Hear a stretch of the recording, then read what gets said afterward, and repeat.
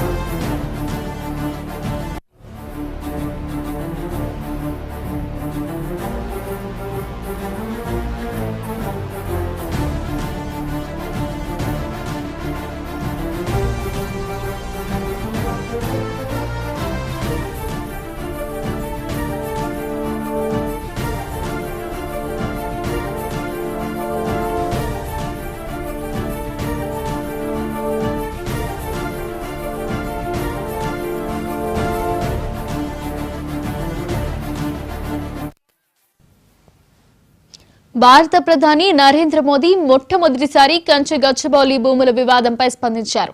హర్యానా రాష్ట్రంలో పర్యటిస్తున్న మోదీ సీఎం నయాబ్ సింగ్ సైనీతో కలిసి పలు అభివృద్ధి పనులకు శంకుస్థాపన చేశారు. ఈ సందర్భంగా ఏర్పాటు చేసిన బహిరంగ సమావేశంలో తెలంగాణలో కాంగ్రెస్ ప్రభుత్వంపై విమర్శలు చేశారు. తెలంగాణలోని ప్రకృతిని ధ్వంసం చేసి వన్య ప్రాణులను చంపుతున్నారని ఆరోపించారు.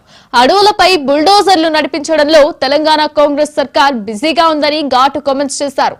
తాము పర్యావరణాన్ని కాపాడుతుంటే వాళ్లు అటవీ సంపదను సర్వనాశనం చేస్తున్నారని మండిపడ్డారు. గ్యారంటీల పేరుతో తెలంగాణ ప్రజలను కాంగ్రెస్ నాయకులు మోసం చేశారని విమర్శించారు. ఇదే అంశంపై మరింత సమాచారాన్ని మా ఢిల్లీ బ్యూరో చీఫ్ శిరీష్ అందిస్తారు.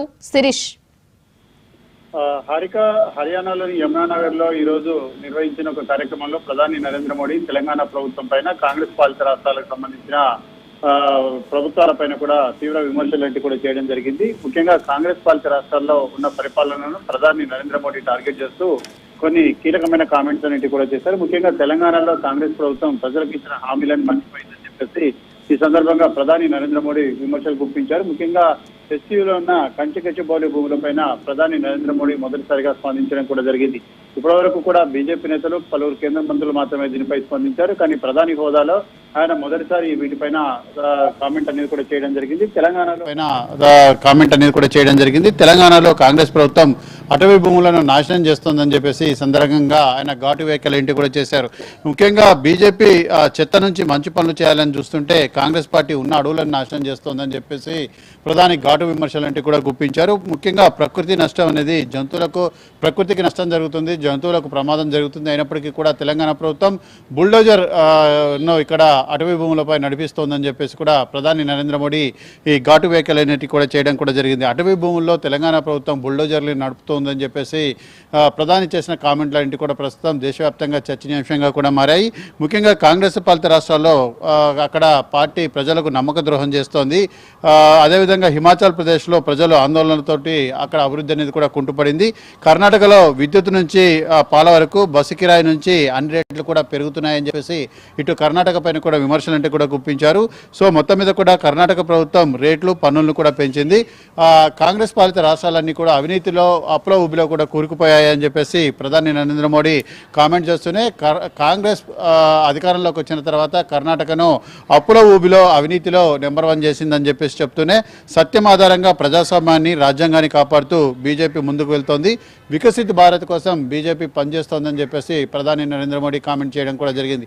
అంటే ముఖ్యంగా హెచ్సియు భూములపైన ప్రధాని చేసిన కామెంట్లన్నింటి కూడా ప్రాధాన్యత కూడా సంతరించుకున్నాయి. సో ఈ నేపథ్యంలో మరి దీనిపైన కేంద్ర ప్రభుత్వం కూడా చాలా సీరియస్గానే స్పందించే అవకాశం కూడా ఉంది. ఇప్పటికే సుప్రీంకోర్టులో దీనికి సంబంధించిన కేసు అనేది కూడా జరుగుతుంది. సుప్రీంకోర్టు యొక్క కమిటీ అనేది కూడా ఏర్పాటు చేయడం జరిగింది. కేంద్ర అటవీ మరియు పర్యావరణ శాఖ రాష్ట్ర ప్రభుత్వానికి లేఖ రాయడం కూడా జరిగింది. అదేవిధంగా యూనివర్సిటీకి సంబంధించిన భూములు కాబట్టి కేంద్ర మానవ వనరుల అభివృద్ధి శాఖ మంత్రి ధర్మేంద్ర ప్రధాన్ కూడా ఈ విషయంపైన జోక్యం చేసుకుంటూ లేఖ అనేది కూడా రాశారు. సో ఈ నేపథ్యంలో ప్రధాని ఈరోజు హర్యానాలోని యమునానగర్లో జరిగిన కార్యక్రమంలో చేసిన కామెంట్స్ అనేవి కూడా చర్చనీయాంశంగా మారిన నేపథ్యంలో భవిష్యత్తులో ఈ అంశంపైన కేంద్ర ప్రభుత్వం సీరియస్గా స్పందించనున్నదనేది దీన్ని బట్టి అర్థమవుతోంది. Harika, thank you Sirish.